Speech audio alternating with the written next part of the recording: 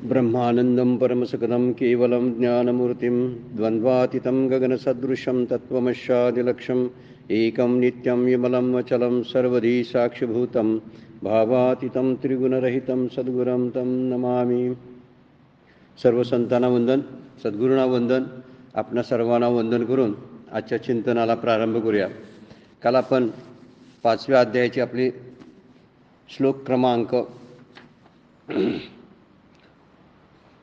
14 नंबरच्या श्लोकावरचा आपण विचार चालू आहे. न कर्तृत्वम न कर्माणी लोकस्य सृजती प्रभू न कर्मफल संयोगम स्वभावस्तु प्रवर्तते.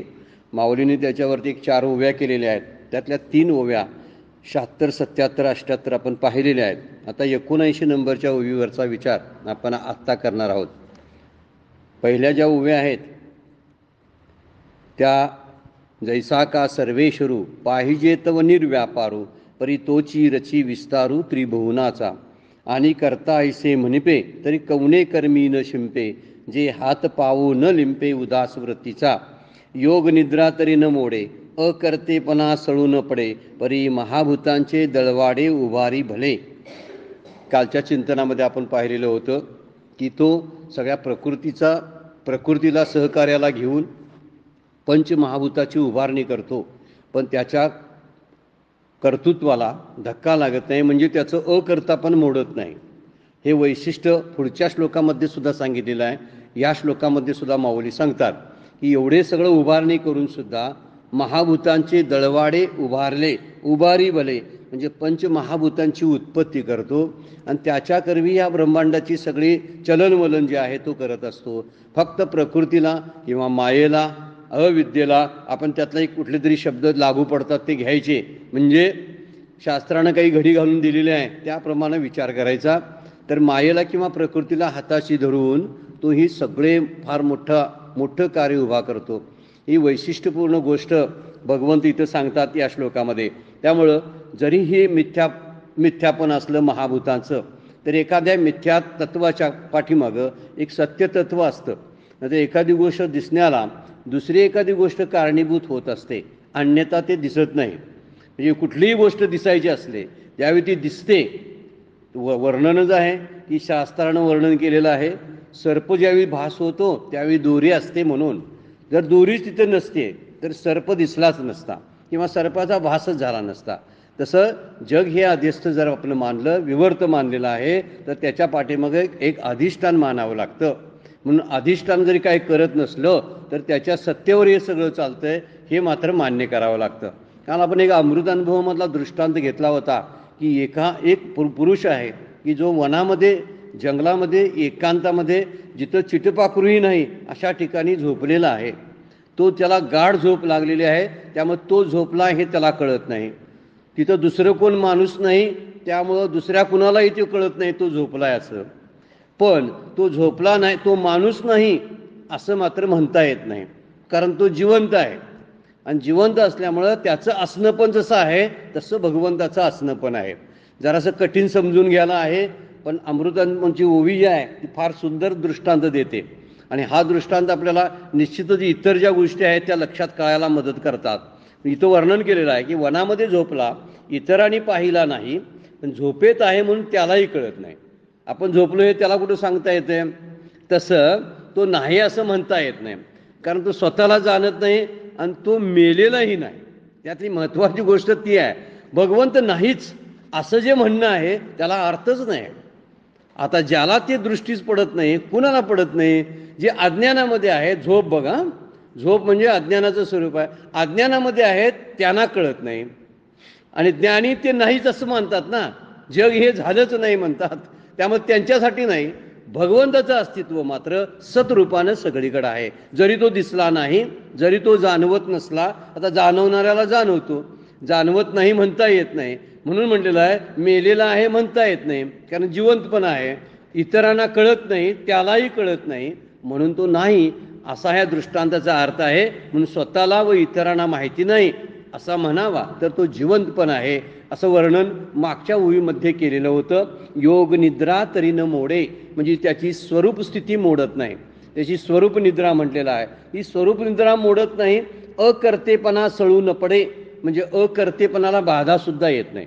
त्याचं अकर्तृत्व अबाधित आहे, म्हणजे तो काहीच करत नाही हे जे लक्षण आहे ते कायमचं आहे. कारण त्याला सिद्धच करता येत नाही की तो स्वरूप जे आहे ते काहीतरी करतं, कारण सगळ्या शास्त्रांनी ते अक्रीड आहे म्हणून सांगितलेलं आहे आणि म्हणून ते काही करत नाही. पण करतं काय तर एक सत्ता म्हणून फक्त कार्य करतं आणि त्या सत्तेवर प्रकृती कार्य करत असते. त्याला ईश्वराला तो जवळ करतो. ते जे तत्व आहे तो ईश्वराचा आणि जीवाचा वापर करून ब्रह्मांडाची उत्पत्ती करतो. एक व्यष्टी रूप आणि एक पिंड आपण म्हणतो, आणि समष्टी रूप जे ब्रह्मांड आहे त्याची उत्पत्ती ईश्वर आणि जीवाच्या रूपानं करत असतो. जेव्हा ते ईश्वर आणि जीव बाजूला जातात तेव्हा तो अकर्ता आहे ते आपोआप सिद्ध होतं. म्हणून निमित्ताला फक्त तो प्रकृती किंवा मायेला धरतो, निमित्ताला जीव रूपानं तो अविद्येला पकडतो आणि अविद्येच्या रूपानं जीव रूपानं तो स्थायिक राहतो आणि मी सुखी दुःखी अशा भावामध्ये सरकार रमत असतो. म्हणून त्या दृष्टीनं विचार जर ईश्वराच्या बाबतीत केला तर ईश्वराला मात्र ते अकर्तेपण कायम त्यांच्याकडं अबाधित असतं. आता ईश्वराचं अकर्तेपण म्हणण्यापेक्षा त्या ब्रह्माचं अकर्तेपण जे आहे ते अबाधित असतं हे सांगायचं आहे. त्यातली शेवटची 79 नंबरची उभी तशाच अर्थाची आहे बघा. जगाच्या जीवी आहे, म्हणजे तो परमात्मा जगाच्या जीवात ईश्वर रूपानं आहे. जगाच्या जीवी आहे, जगाचा विचार केला तर जग दिसलं नसतं, म्हणून जग जर दिसतंय तर परमात्मा आहे. फार सुंदर ही गोष्ट विचारात करण्यासारखी आहे. म्हणून जग ब्रह्मरूप आहे हे संतांचं सोपं सांगणं किती चांगलं आहे बघा, आपल्याला समजण्यासारखं आहे. जर शास्त्राच्या भाषेत जर सांगितलं तर जग मिथ्या आहे, तर मिथ्या आहे ते दिसतं का याला उत्तर द्यायला मग शास्त्राला काय होतं की मग फिरून फिरून फिरून परत यावं लागतं. त्यासाठी संत सोप्या भाषेमध्ये सांगतात, जर जग दिसतं आपल्याला जाणवतं तर या जाणवलेला कारण काहीतरी कोणतरी पाठीमागे एक तत्व आहे आणि ते तत्व हे सगळं करतं. जसं आपण काल उदाहरण घेतलं होतं, पंखा फिरतो किंवा बल्ब लाईट दाखवतो, प्रकाश दाखवतो, तर या दाखवण्याला जड असणारा बल्ब कसा प्रकाश दाखवेल किंवा जड असणारा पंखा हा फिरेल कसा, तर त्या फिरण्यापाठीमागं जरी विद्युत ही शक्ती दिसली नसली तरी ती तिथंच आहे, फक्त ती दाखवता येत नाही पण जाणवते. ही गोष्ट फार महत्त्वाची यामध्ये सांगितलेली आहे. जगाच्या जीवी आहे, म्हणजे जीव रूपानं तो परमात्मा जगाच्या जीवात ईश्वर रूपाने आहे किंवा सर्व भूतांच्या हृदयात आहे. परी जीवी आहे म्हणलंय, सर्व भूतांच्या हृदयात आहे. परी कौनाचा कही नव्हे, परंतु तो केव्हाही कोणाचाही कोणत्याही प्रकाराने संबंधित होत नाही. म्हणजे तो संबंध प्रस्थापित करत नाही. ज्यावेळी संबंध प्रस्थापित होतात ना त्यावेळीच बंधाची निर्मिती होत असते. बंधच म्हणूनच संबंध शब्द तयार झाला आहे. बंध दाखवतो शब्द जो आहे तो कशानं बंध होतो, जर त्यातला बंध जो आहे तो स या शब्दामुळं बंध तयार झाला आहे. स म्हणजे सगळा संसार आहे, स म्हणजे प्रपंच आहे, स म्हणजे नातीगोती आहेत, स म्हणजे वस्तुरूपानं दिसणारा सगळा हा जगाचा पसार आहे. हा स त्या बंधाशी जोडला जातो म्हणून ब्रह्मांडाची रचना तयार होते. म्हणून या विचारानं केलं की तो कोणाचाही काही नाही म्हणतात, कारण कोणत्याही प्रकारानं तो संबंध निर्माण करत नाही आणि संबंध निर्माण करत नसल्यामुळं त्याला बंधाची भाषा त्याच्या बाबतीत बोलता येत नाही. तो पूर्णपणे रिकाम आहे, म्हणून त्याला नित्यमुक्त शब्द वापरलेला आहे. तो नित्यमुक्त म्हणजे तो कधीच बंधात नसतो, कारण कुणाशी तरी जोडला गेला तरी संबंध निर्माण होतात. हा मुद्दा त्यातला आहे. मी माणूसपणानं तसाच राहू शकतो. आता माणसंपणानं राहायला मला जर मी माझ्या मुलाला जन्म दिला तर मी आपोआप आई किंवा बाप बनलो बघा, संबंधामुळं बनलो. मी माझ्या मुलाला जन्म दिला नाही तर मला बाप ही उपाधी लागतच नाही, मी आहे तसाच शिल्लक राहतो बाजूला. म्हणून हा विचार तसाच या बाबतीतला केलेला आहे. ज्यावेळी संबंध तयार होतात ना त्यावेळीच बंधनात आपण अडकतो. म्हणून हा संबंध जो आहे तो शरीरापुरता मर्यादित आहे आणि तो प्रारब्धाने निर्माण झालेला आहे, तेवढा शरीरापुरता असतो. आत्ताच्या असणाऱ्या लोकांशी संबंध आपला कुठंपर्यंत असतो, शरीर आपलं आहे तोपर्यंत. आपण शरीरानं जेव्हा जातो, शरीर म्हणजे शरीर पडतं त्यावेळी कुठलाही संबंध शिल्लक राहत नाही. मी कुणाचाच कोण राहत नाही. का तर मी शरीरानं तो बंध तयार झाला होता. लक्षात घ्या, हे संबंध जे तयार होतात ना ते शरीरामुळं तयार होतात. शरीर नसेल ना तर बंधच नाही. म्हणून भगवंताला शरीर नसल्यामुळं त्याला बंध नाही, तो संबंधात येत नाही. म्हणून हे तो कोणाही परी कवनाचा कही नव्हे शब्द तिन्ही वेगवेगळे शब्द वापरला. कवनाचा म्हणजे कुठल्याही काळी, कुणाचाच, तो कधीच नाही, तो कुणाचाच नाही. पण भक्त म्हणतात तो माझा आहे. हा, भक्ताची भाषा वेगळी आहे बरं का. पण विचार केला ना वेदांताच्या भाषेमध्ये, तो कुणाचाच काही नाही, संबंधित होत नाही. हे जगच ही होय जाय. जग उत्पन्न होतं आणि होय जाय नष्टही होतं. नष्ट होतं, उत्पन्न होतं, तो शुद्धीने, परंतु त्याला वार्ताही माहीत नसते, कुठल्याची खबर तो ठेवत नाही. शुद्धीने म्हणजे त्याच्याबद्दल तो कुठलीही दखल घेत नाही. काय जग उत्पन्न झालं किंवा ते मोडलं काय विचार करत नाही. पाणी कधी किती लाटा निर्माण झाल्या बघते का? आज दिवसभर माझ्यावर इतके तरंग झाले आणि ते तरंग असे विरून गेले, अशी गणना पाणी करत दिवसभर बसेल का? नाही बसत. कारण ते लाट निर्माण करायला कारणीभूत नाही. त्यामुळे ब्रह्म कुणाचं कारण नाही, म्हणून ते कार्य ठरत नाही. सगळे मुद्दे जर लक्षात घेतले तर आपण एक कारण ब्रह्म आणि एक कार्य ब्रह्म सोयीसाठी संतांनी निवडलेला आहे. कार्य ब्रह्म म्हणजे जग आणि कारण ब्रह्म म्हणजे ईश्वर. ब्रह्माला ईश्वर का म्हटलं? कारण तो जगाच्या उत्पत्तीला कारण ठरला म्हणून. नाहीतर ब्रह्माला कारण म्हणता येत नाही. कसं लागू पडेल त्याला सांगा बघू कारण? कारण ते हलत नाही, डुलत नाही, कुठलीही अवस्था नाही, त्याच्यामध्ये अवयव नाहीत, त्याचं सगळं अक्रीडत्व ते चालू असतं, अक्रियाशील आहे ते. आणि हे जर असेल तर ते बनवतं किंवा कुणाच्या तरी कार्याला ते कारण कसं बनेल? कुणाचं तरी ते कारण जर बनत असेल तर ते सुद्धा क्रियारूप झालं असं म्हणता येईल. त्यामुळं जग हे कारण मानलेलं आहे ठरण्यासाठी, कार्य मानलेलं आहे की आपल्या समजुतीसाठी.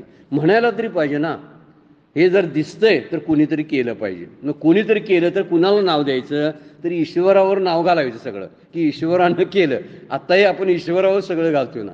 कसा लागलाय माझ्याच पाठी देव असं आपण म्हणतोय ना, जणू काय हा एकटाच सापडलाय वाटतंय म्हणून त्याच्यात पाठीमागं देव लागलाय. असा देव पाठीबिठी काय लागत नाही, पुढं आहे तो. पुण्यही कुणाची घेत नाही आणि पापही कुणाची घेत नाही. ज्याची त्याची पापं ज्याच्याबरोबर, ज्याची त्याची पुण्य त्याच्याबरोबर. ईश्वर काहीही करत नाही. आणि हेच सांगताना इथं म्हटलेलं आहे काय? जगाच्या जीवी आहे म्हणजे तो आहेपणानं आहे, सतरूपानं आहे. हा मुद्दा सांगायचा आहे तिथं. परमात्मा जगाच्या जीवात ईश्वर रूपाने आहे, तो ईश्वर रूपानं राहतो. किंवा भूतांच्या हृदयात आहे, वर्णन केलेलं आहे. कुठं राहतो तर आत्मस्वरूपानं, कुठंच त्याच्या रूपानं त्याला हृदयात राहतो. हृदय शब्द म्हणजे अंतःकरणात राहतो असं वर्णन केलेलं आहे हा समजण्यासाठी. मात्र तो तिथंच आहे का? इतरत्र नाही का? आहे, सगळीकडे आहे. पण तो कसा आहे?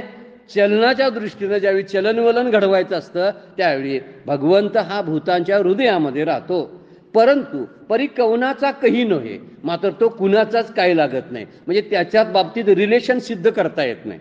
रिलेशन का सिद्ध करता येत नाही? तो कुणाला जन्माला घालत नाही आणि उत्पत्ती स्थिती लयाशी त्याचा काडी मात्रही संबंध नाही.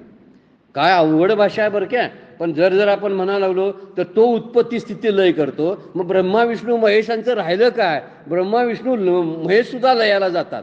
एवढी चर्चा करत आपण आतमध्ये बसलो की कोणीच शिल्लक राहत नाही. कारण या अजातवादाचा सिद्धांत सांगण्यासाठी ही वर्णन केलेली माऊलींची उभी आहे. मात्र वर्णन करताना ते म्हणतात जगची हे होय जाय तर सिद्धीने, त्याला शुद्ध सुद्धा नसते. जगाचा लय होतो, जगाची उत्पत्ती होते, जगा स्थितीमध्ये असतं याची त्याला जाणीव नसते. आणि हे स्पष्टीकरण करण्यासाठी म्हणतात जगाच्या जीवी आहे परी कवनाचा कही नोहे, जगची हे होय जाय ते शुद्धी नाही. म्हणजे प्राणीमात्रांच्या हृदयामध्ये तो वास करतात. माऊलींची गोवी 9व्या अध्यायामध्ये तैसा हृदयामध्ये मी रामू असता सर्व सुखाचा आरामू, म्हणजे इथं वर्णन केलेलं आहे. तो सतरूपानं हृदयामध्ये असतो आणि आनंद रूपानं तो सगळ्या सुखाला कारण ठरतो. बघा कसं वर्णन आहे. तो आनंद देतो म्हणजे हृदयामध्ये रामू असता सर्व सुखाचा आरामू. सर्व सुखाला दुसरा शब्द आनंद आहे, सुखाला नव्हे हा, सर्व सुखाला. जसं सर्व सुखाचे आगर बाप रखुमा देवीवर असं माऊली बोलतात ना, त्याचा अर्थ असा आहे सर्व सुख म्हणजे आनंदाचं. आनंद हे लक्षण त्याला लागू पडतं आणि त्याचा स्थित सतरूपानं कुठं राहतो तो तर हृदयामध्ये राहतो. म्हणून हृदयामध्ये रामू असता सर्व सुखाचा आरामू. पण आवरणामुळे आणि भ्रांतीमुळे, आवरण मोही पुढे वर्णन केलेलं आहे की जंतू शब्द त्यांच्यासाठी वापरला आहे. आवरणामुळे त्याची जाणीव जीवाला होत नाही. त्यामुळे जीव सारखा त्याला शोधत राहतो. शोधणारे शोधतात, काही जण म्हणतात तो नाहीच म्हणून गप्प बसतात. हे प्रत्येकाचं वर्णन आपल्याला बघायला मिळतं. म्हणून उत्पत्ती आणि लयात त्याचा जगाशी संबंध नाही. का संबंध नाही? मग उत्पत्ती आणि लय कोण करतं? प्रकृती करते. प्रकृतीला प्रेरणा कुणाची आहे? मात्र त्या सतरूपानं असलेल्या ईश्वराची प्रेरणा आहे. म्हणून मायोपाधिक चैतन्याला ईश्वर म्हटलेलं आहे, जे मायेला धरतं आणि मायेला अधीन ठेवून आपल्या सत्तेखाली आणि प्रभावाखाली ते जगाला निर्माण करण्यास कारण होतं. म्हणून ईश्वर कारणवाद असा एक वाद काढलेला आहे बघा. समजुतीसाठी सगळे आहेत बरं का. आपण जेव्हा खोलात जातो ना त्यावेळी आपल्याला चक्कर यायला लागते. त्याच्यापेक्षा नमस्कार केला ना मूर्तीला आणि रामकृष्ण हरी म्हटलं की आपण शांत होतो. एवढं सोपं आहे ते. त्यामुळे देव शोधण्याच्या नादामध्ये आपण शास्त्रातले शब्दांचे अर्थ शोधत बसतो आणि देव शब्दामध्ये झाकला जातो. शब्दच राहतात आणि देव दिसेनासा होतो. हा मुद्दा फार महत्त्वाचा आहे. म्हणून ग्रंथ शब्दांची रचना करतात आणि आत शब्दांच्या मध्ये, शब्दांच्या अर्थात आणि शब्दांच्या पलीकडे तो राहतो याचं मार्गदर्शन करतात. आपण शब्दांच्या पलीकडे जात नाही. गेलो तर अर्थापर्यंत जातो, त्याच्या चिंतनापर्यंत जात नाही. जर त्याच्या पलीकडे जायची आपण जर धैर्य दाखवलं तर त्याचा पत्ता सापडतो. म्हणून ग्रंथानं सुद्धा मुक्ती मिळते असा शब्दप्रयोग सद्गुरू वापरतात. त्याचं कारण संत वापरतात. त्याचं कारण ते आहे, ज्यावेळी आपण खरंच त्यांना आलेले अनुभव जे आहेत त्यांनी प्रकट रूपानं ग्रंथामध्ये वर्णन केलेत, ते अनुभव जर मी त्यांच्यासारखा घ्यायला लागलो तर मलाही त्याचा पत्ता ग्रंथाच्या रूपानं लागेल. मार्गदर्शक आहेत ग्रंथ. आणि म्हणून त्याचा विचार इथं सांगितलेला आहे की तो जगाच्या उत्पत्तीला आणि लयाला कारणच ठरत नाही. कसा कारण ठरेल? कारण तो प्रकृतीकडून करून घेतो. म्हणजे आपण करून नामा निराळा ज्याला आपण म्हणतोय ना, बऱ्याचशा माणसांचं उदाहरण असतात. काही काही माणसं फक्त काडी टाकतात, पेटवतात आणि आपण दूर जाऊन घरात बसतात आणि इकडं भांडण मोठ्यानं लागलेलं असतं. कोणतरी एखादाच याच्यावरती व्हॉट्सअपवरती मेसेज टाकत असतो आणि दोन धर्मामध्ये तिढे निर्माण होतात आणि जाळपोळी सुरू होतात. नेमका तो कोण काय कळतच नाही.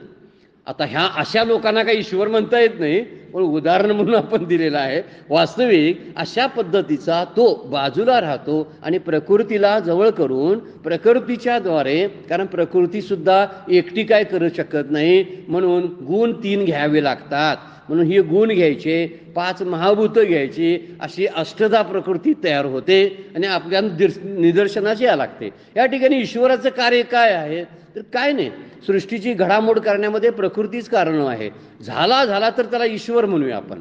पण ब्रह्मतत्व जे आहे ते ब्रह्मतत्व अक्रीड आहे, याचं वर्णन इथं केलेलं आहे. म्हणून उत्पत्ती आणि लयामध्ये त्याचा जगाशी थोडा सुद्धा संबंध येत नाही. म्हणून परमात्म्याचं अकर्तृत्व मोडत नाही. वरती उभे आहे, अकर्तेपणा सळू न पडे, म्हणजे त्याला घडी सुद्धा पडत नाही. त्याच्या अकर्तेपणाला बाधा दाखवली जात नाही, कारण तो तसाच असतो, बाजूला असतो ना. एखादा माणूस, उदाहरण दिलं ज्ञानेश्वरीमधला दृष्टांत आहे बघा.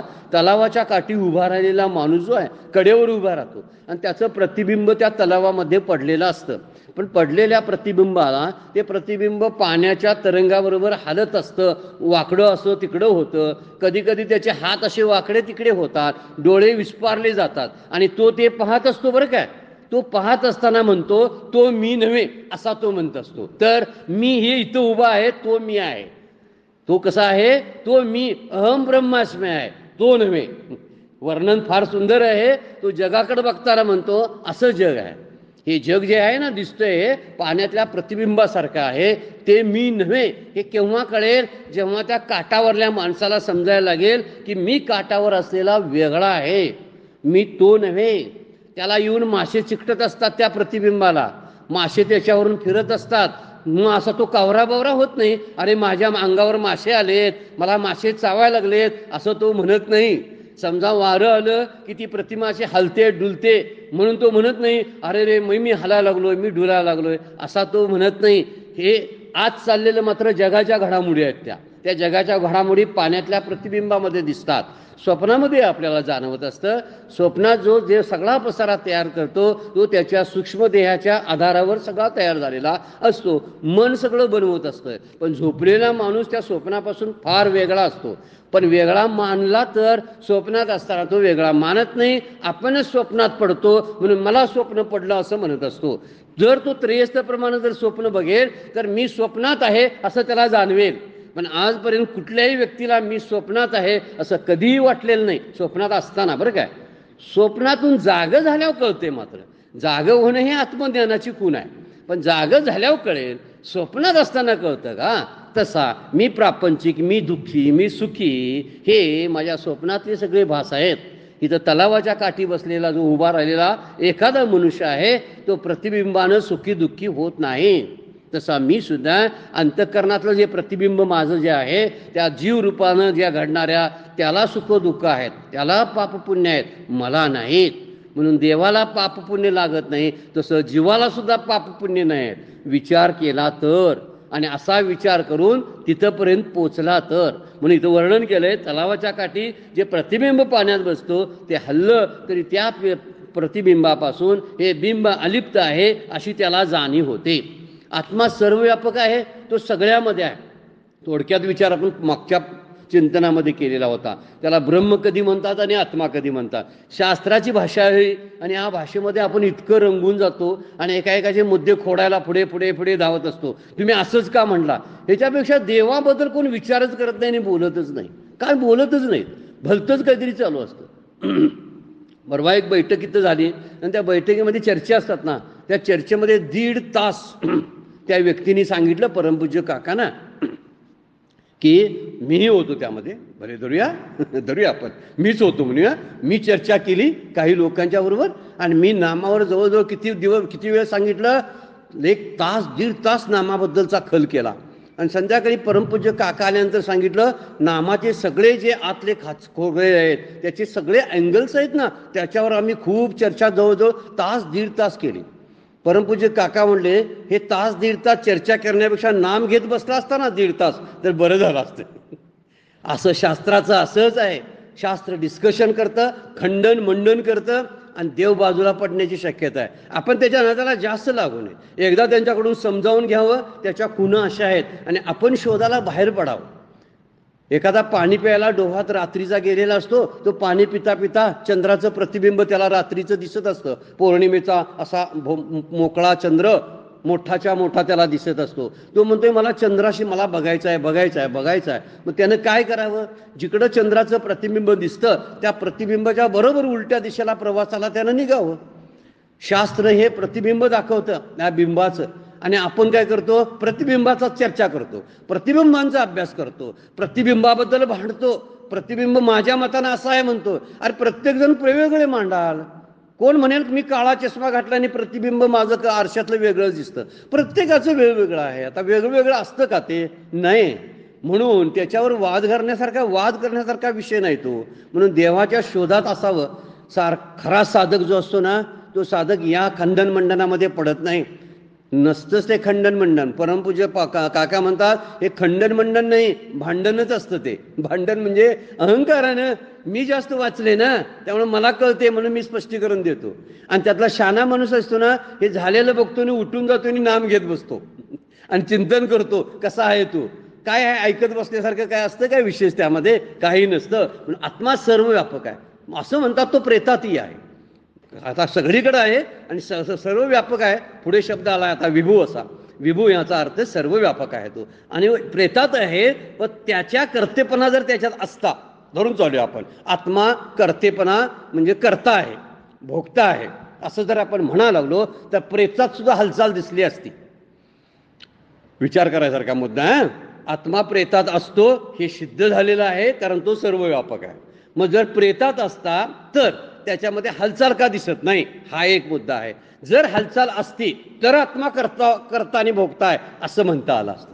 तो करता आणि भोगता नाही. का नाही? तिचं कारण आहे, तर प्रेतामध्ये अंतःकरण नसतं, प्रेतामध्ये सूक्ष्मदेह नसतो, आणि सूक्ष्मदेहाच्या ज्या हालचाली असतात त्या हालचाली तिथं जाणवत नाहीत, कारण तो सूक्ष्मदेह त्यातून निघून गेला असतो.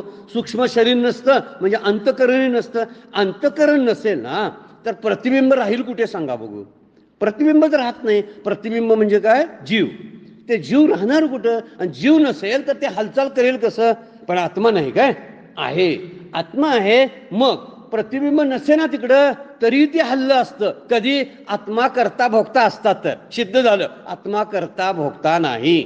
आपल्या ओवीचं तो कोणाचाही कवणे नाही. जगाची ये हो ये जाय, काय होते ते होऊ दे, मी त्यात काही करत नाही. सिद्ध झालं त्यावरून. हे सिद्ध म्हणलं कशावरून? तर या आत्म्यामध्ये, या प्रेतामध्ये हा जो आत्मा आहे तो हलत नाही, प्रेताला हलवत नाही, याचा अर्थ तो अक्रीड आहे. परंतु प्रेत हलत नाही त्याला कारण आत्म्याचा संबंध नाही, तर अंतःकरणाचा किंवा सूक्ष्मदेहाचा संबंध आहे. सूक्ष्मदेह बाहेर जातो, सूक्ष्मदेह मरत नाही. कुणाचा मरतो? मेलेला जीवनमुक्ताला दिसतो. मुद्दा कसा आहे बघा, जीवनमुक्त आपण माझे मरण पाहिले आम्ही डोळा, तो चोची झाला सोहळा अनुपम्य. तुकाराम महाराज आपला अनुभव वर्णन करतात. कोण मेलं म्हणतात? माझंच मरण मी माझ्या डोळ्यानं पाहिलं, म्हणजे सूक्ष्मदेहाचं मरण पाहिलं म्हणतात. ते अंतःकरणाचं मरण पाहिलं. ज्यावेळी अंतःकरण मरतं, सूक्ष्मदेह मरतो, आपण जिवंत असताना शरीरानं, त्यावेळी त्याला जीवनमुक्त म्हणतात. त्यांचं अंतःकरण शिल्लक राहत नाही, म्हणून त्यांच्या हालचाली सगळ्या तशाच असतात. म्हणून हा अंतःकरणातील जो हालचाल करणारा जो असतो ना, तो अंतःकरणातला चिदाभास असतो. म्हणून प्रेतामध्ये अंतःकरण नसतं, चिदाभास नसतो, म्हणून प्रेताला काय होत नाहीत? हालचाली नाहीत. प्रतिबिंबात हालचाल दिसते, कारण मी जो अनुभव जो करतो तो जीव आहे, मला त्याचा अनुभव येत असतो. अंतःकरणाच्या रूपाने तो अनुभव येत असतो. म्हणून कर्ता आणि भोगता कोण आहे? जीव आहे. असं म्हणायचं नुसतं, जीवानं मानलंय म्हणून आहे. आणि पुढचा मुद्दा बघा, कंसात वाक्य घालायचं, जीवच करता भोगता आहे, कारण जे दिसते हालचाल ती त्या जीव रूपानं दिसते. तो मी सुखी झाला दुःखी झाला असं कोण म्हणतं? तर जीव म्हणतो. मी नाम घ्यायला लागलोय असं कोण म्हणतं? तर जीव म्हणतो. मी ध्यान करायला लागलोय. ध्यान कोण लावतं? जीव लावतो. नाम कोण घेतं? जीव घेतो. हा मुद्दा त्यातला आपण जर लक्षात घेतला तर स्वरूप जे आहे ते काही करत नाही, हे आपल्या निदर्शनास आलं. त्यामुळं कुठलीही दोरी सापाला बनवत नाही. सोपा विचार आहे. काय दोरीनं साप बनवला काय? कुणी बनवला? मग बघणाऱ्यानं बनवला, आणि बघणाऱ्याच्या मूर्खपणामुळं बनला. मूर्खपणा शब्दाचा अर्थ आहे काय? अज्ञान. आता अलीकडल्या भाषेत बोलायचं म्हणून मूर्खपण म्हटलं, पण शास्त्रीय भाषेत त्याला काय आहे? अज्ञान. तो म्हटलास, तुला वाटला साप आहे, मग तो दोरीवरला साप तुला दिसला, मग दोरीनं साप तयार केला काय? नाही. मग केला असता तर ते दोरीलाच घालवायला लागला असता, तर तसं काय होत नाही. त्यामुळं हे जे अज्ञान सूर्य जे आहे ते मृगजळ बनवत नाही. दोरी जसं सापाला बनवत नाही, तसं सूर्य सुद्धा मृगजळ बनवत नाही. पण मृगजळ दिसतंय कशामुळं? साप दिसतोय कशामुळं? चिंतनाने. मी सोडायचं नाही चिंतन. ते साप दिसतोय ना, मग दिसतोय कुणामुळं? दोरीमुळं. मग दोरीला करता म्हणूया का? नाही. का? करता पण कुणाकडे गेलं? ज्यानं पाहिलं दोरीवर साप त्याच्याकडे गेलं. तो म्हणतो, तो घाबरला, त्याला ईश्वर काय करेल सांगा बघू? नाही. मग दोरी काय म्हणेल काय? अरे घाबरू नको रे मी दोरी आहे, घाबरू नको रे मी दोरी आहे, असं म्हणेल काय? नाही म्हणत. म्हणून आपलं अज्ञान लवकर जात नाही. अज्ञान जायला त्या ठिकाणी ज्ञानाचा प्रकाश बॅटरीचा पडावा लागतो. तिथं प्रकाश रूपाने ते दिसायला लागतं. पुढे जाऊन पाहावं लागतं, धाडस करावं लागतं. आणि हे धाडस केल्यानंतर कळतं की तो साप नव्हता, दोरीच आहे. साप ह्या सूर्याला मृगजळ सूर्याच्या दृष्टीनं नाही, म्हणून सूर्य मृगजळ बनवत नाही. मग बनवत नाही तर दिसतं का? मग रात्रीचं का दिसत नाही? सूर्य नसतो म्हणून. मग सूर्यानंच बनवलं. आम्ही कसा आरोप करतोय बघा, सूर्यानंच बनवलं, कारण मृगजळ रात्री कुठं दिसतंय? मग सूर्यच कारणीभूत आहे. आपण तो काय करतोय? दिसणाऱ्याला ज्याला तहान लागली, तहानेमुळं मृगजळ दिसतं आणि भीतीमुळे साप दिसतो. जरा वर्णन वेगळ्या पद्धतीचा. साप का दिसतो? तर बघणाऱ्याच्या भीतीमुळं दिसतो. त्यानं कुठंतरी साप पाहिलेला असतो, तो दोरीच्या आकारात सादृश्य असतो आणि त्यामुळं त्याला साप दिसत असतो.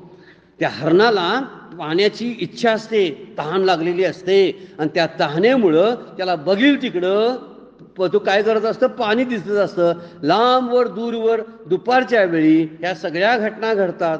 मग संध्याकाळच्या वेळी मृगजळ का दिसत नाही? परत आणि चिंतनाने. सूर्य असतो, सकाळी पण असतो, संध्याकाळी पण असतो, पण मृगजळ दिसत नाही, फक्त दुपारी दिसतं. मग सूर्य कारणीभूत आहे का सांगा? असा मुद्दा नाही आहे बघा. सूर्य कारणीभूत नाही हे त्यावरून सिद्ध होतं. पण शेवटी विचार करत करत गेलं की संत म्हणतात ईश्वर करता आहे, तो मला जन्माला घालतो, त्याची माझ्यावर उपकार आहे. आता भाषा कसली आहे? ही संतांची भाषा आहे. गोड आहे, मात्र बरं वाटते आपल्याला. मला कोणतरी जन्माला घालणार आहे आणि तो असा असा दिसतो, असा कटेवर कर ठेवलेला, किंवा आणखीन असा बासरीवाला आहे, किंवा धनुष्यधारी राम आहे. मला ऐकायला, बघायला, त्याचं गुणगान करायला बरं वाटतं. संतांनी सोय लावून ठेवलेली आहे. मुद्दा हा आहे, दोरी साप बनवत नाही, सूर्य मृगजळ बनवत नाही. सूर्यामुळं मृगजळ दिसतो आणि दोरीच्या मुळंच साप दिसतो, अन्यथा दिसला नसता. जर जाडजूड काहीतरी वेगळं दिसलं असतं ना, उभं असं काहीतरी, तर तो म्हणला असता भांडं आहे वाटते, किंवा आणखीन काहीतरी खुर्ची आहे वाटते, असं म्हटलं असता. दोरीसारखंच आहे म्हणून जग हे देवासारखंच आहे. जग कुणासारखं आहे? देवासारखंच आहे. दोरी, साप कसा दोरीसारखाच आहे, दोरी सदृश्य आहे की नाही, तसं जग सुद्धा देवासारखं आहे. त्यामुळं सर्व भूतमात्राशी शरण यावं असं संत सांगताना, नम्र झाला भूता त्याने कोंडिली अनंता, हेची श्रोत्वाचे अंग दारी कोंडिला श्रीरंग, तुकाराम महाराजांचा अभंग आहे. ते म्हणतात सगळ्या भूतमात्राशी आपण शरण आलो ना, मग त्याची प्रचिती आपल्याला या लागते, कारण ते त्याच्यासारखंच आहे ना. पण जगासारखं ब्रह्म म्हणायचं नाही, ब्रह्मासारखं जग आहे, उलटा आणि विचार आहे. परमपूज्य मंदात हे दृष्टांत देतात. ते म्हणतात काय, जग हे ब्रह्मासारखं आहे म्हणायला पाहिजे. जगासारखं ब्रह्म आहे असं म्हणता येत नाही. म्हणजे बापासारखं पोर आहे असं म्हणावं, पोरासारखा बाप आहे असं उलटं बोलू नये, असा एक दृष्टांत आहे. तो दृष्टांत कशासाठी? वर्णन करताना जगाकडे बघितलं की या सृष्टीमध्ये किती रम्यता आहे बघा, एवढी रम्यता आहे की काय सांगण्यात आहे. म्हणजे विवेकानंद प्रवास करत होते जहाजानं, आणि त्या डेकवरती बसले, उभा राहिलेले होते. रात्रीची वेळ होते, वरती चंद्र, खाली निळशार पाणी, आणि असे त्या लाटा हळूवार मंद असे या झुळकेचा वारा, आणि त्यामध्ये त्यांना काव्य सुचायला लागलं. अरे वा, वरती निळशार आकाश, खाली निळशार पाणी, काहीतरी काव्य करावं का काय, असा एक संन्याशी सुद्धा मोहित होतो. ते विचार करायला लागले नंतर.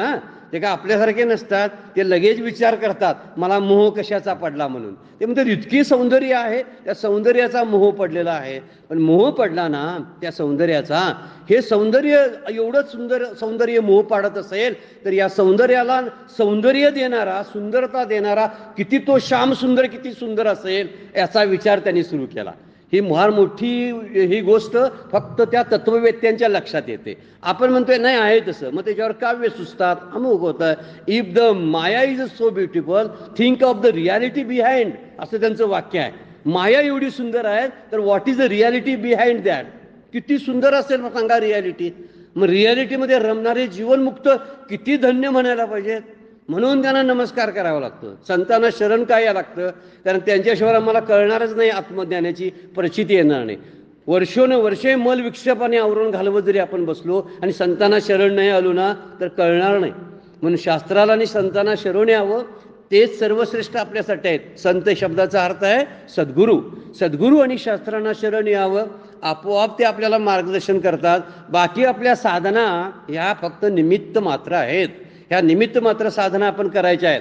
ठीक आहे, दोरी सापाला निर्माण करत नाही आणि सूर्य मृगजळाची निर्मिती करत नाही. दोरीचं अज्ञान असल्यामुळं त्यामुळं सापाचं दर्शन होतं.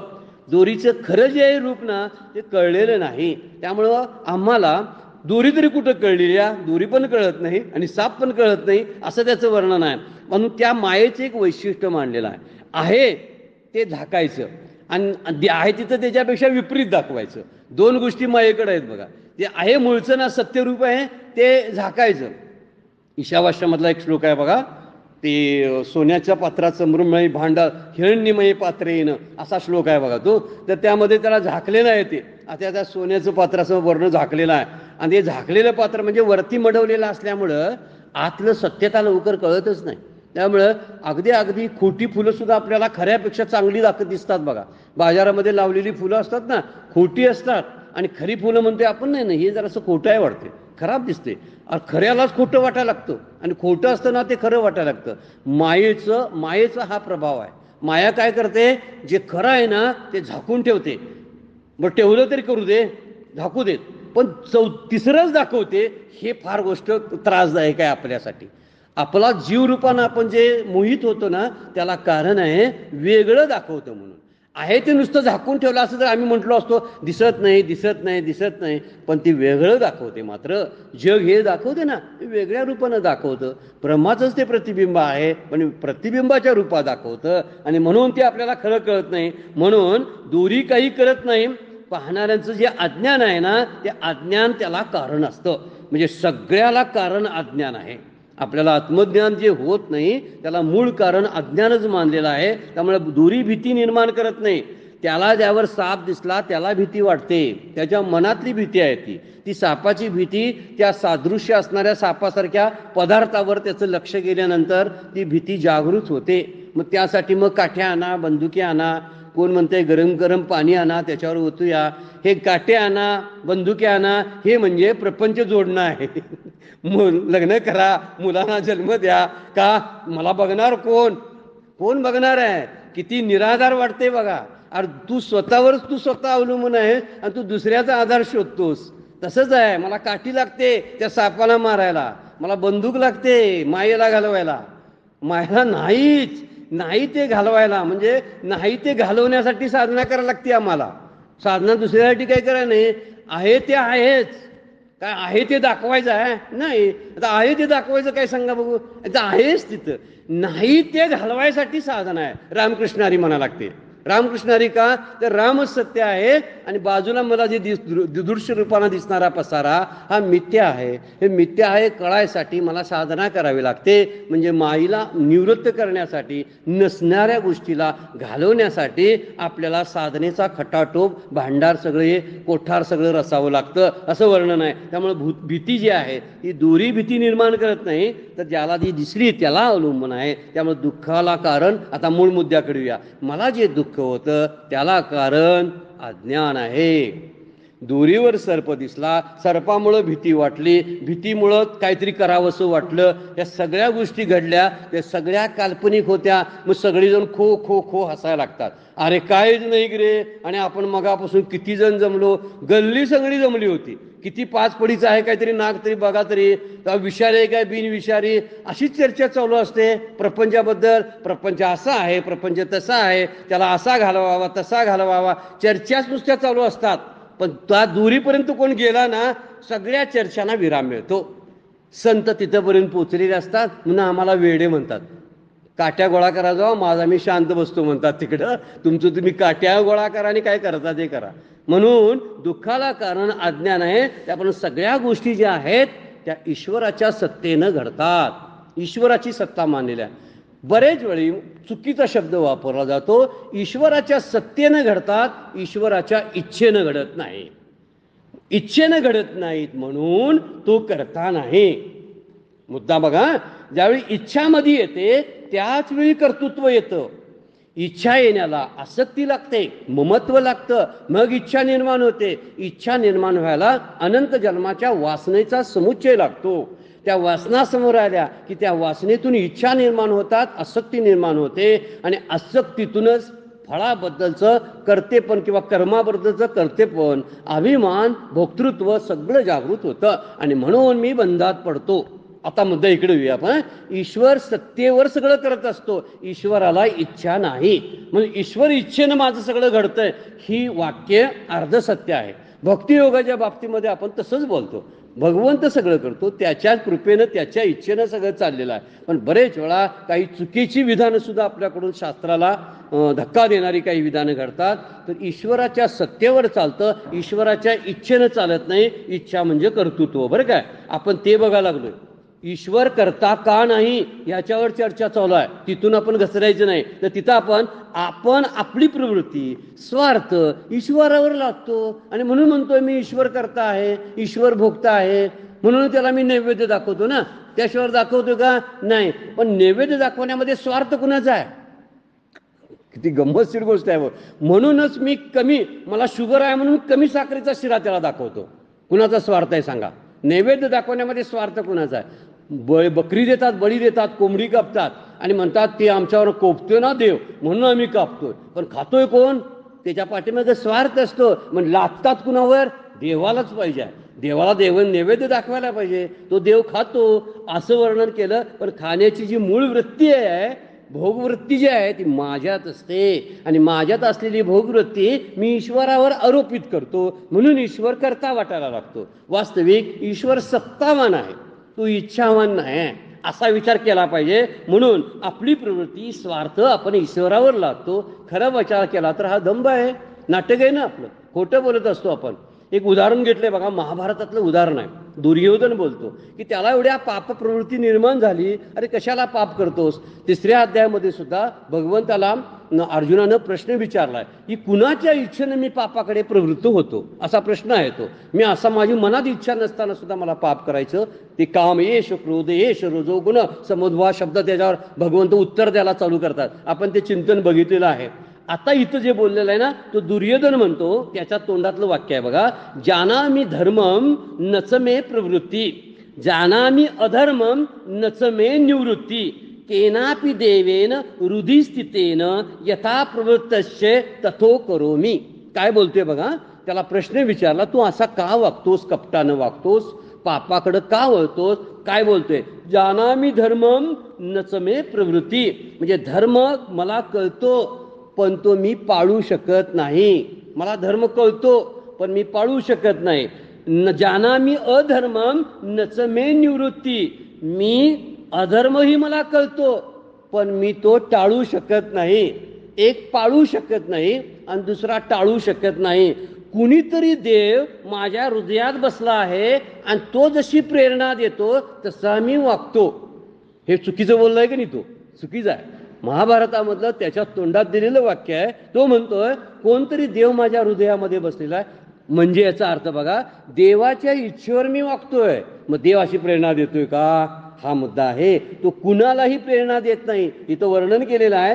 तो काय करतो, कवनाचा कही नव्हे, जगाच्या जीवी आहे, तो आहे पण कवनाचा कोणी नाही, तो काही करत नाही. वरती वर्णन केलंय, जे हात पावो न लिंपे उदास वृत्तीचा, त्याचे हात पाय मलिन होत नाही, कारण तो वापरतच नाही सृष्टी निर्माण करण्यासाठी, स्वतःचा हात पाय वापरत नाही तो, त्यामुळं त्याचं मलिनता त्याच्याकडे नाहीच. आणि हा बोलतोय दुर्योधन काय, की मी जी माझ्याकडे प्रवृत्ती जी आहे, तो धर्म कळतो पण पाळू शकत नाही, अधर्म पण कळतो पण मला टाळता येत नाही, कारण माझ्या हृदयामध्ये एक देव आहे, तो मला प्रेरणा देतो. आता वास्तविक हा देव खरा आहे का, त्याला ईश्वर म्हणूया काय, नाही, आपल्या भाषेत सांगूया, हा देव दुसरा तिसरा कोण नसून आसक्ती आहे, दुसरा कुठलाही देव नाही. आसक्ती कशा निर्माण झाली, हे पाप पुण्यातून निर्माण झाली. पाप पुण्य कशामुळे निर्माण झाले, तर पूर्वकर्मानुसार आणि संस्कारापासून निर्माण झालेत ह्या सगळ्या गोष्टी. मला पाप पुण्य वाटून कोण देतं, तर प्रवृत्ती वाटून देते, ईश्वर काही करत नाही. म्हणून हवे आणि नको याची जी तृष्णा आहे तीच जीवाला आसक्त करत असते, देव काय करत नाही. आणि ती सुखदुःखाला तीच आसक्ती कारण बनते. म्हणून मला सुखदुःख येतात. वास्तविक आसक्तीमुळे सगळं घडत असतं. जर आपल्या आयुष्यात जर चांगलं घडलं तर त्या ठिकाणी आपण लगेच अगदी सुखाला तेच सुख निर्माण होतं. एखाद्या वेळी एखादी चांगली बातमी, एखादी वाईट बातमी आली, परमपूज्य काका एक दृष्टांत देतात बघा, म्हणजे नावेतून प्रवास करणारे आहे आणि ती नाव म्हणे बुडाली, ती बातमी कळली, मग नाव बुडाली, त्यात माझा नातलग होता, मग हा लगेच दुःखी होतो. मग एक दोन दिवसानंतर परत बातमी येते, तो जी नाव बुडाली ना, त्या नातलग, आमच्या त्या नातलगांना त्या नावेत बसायला जागा मिळाली नाही म्हणून तो गेलाच नव्हता त्या दिवशी, म्हणून लगेच दुसऱ्या दिवशी हाच हसायला चालू करतो. काल रडत होता आणि आज हसतो, कारण काय सांगा, तर दुसरं काही कारण नाही. दोन्ही गोष्टी खऱ्या नाहीत पण आसक्तीमुळे त्या खऱ्या वाटतात. एकनाथी भागवतमध्ये फार सुंदर दृष्टांत आहे, मला तर खूप आवडतो. काय म्हणतात बघा, परमपूज्य मंदाताई सुद्धा हा दृष्टांत अधूनमधून देतात बघा. गोपन गुंडा सन्मुख लागता अवश्य उठे दुःख, तोच सुवर्णाचा झाली अधिक दुःख देख दुःख लोपनी सुख अनिवार्य चढे. म्हणजे पक्षी मारण्यासाठी माणूस एक माच्यावर बसलेला असतो की जो धान्य खातो, पिकातलं ते पक्षी खातात ना, म्हणून तो काय करतो, त्याच्याकडे मोठी गोफण असते.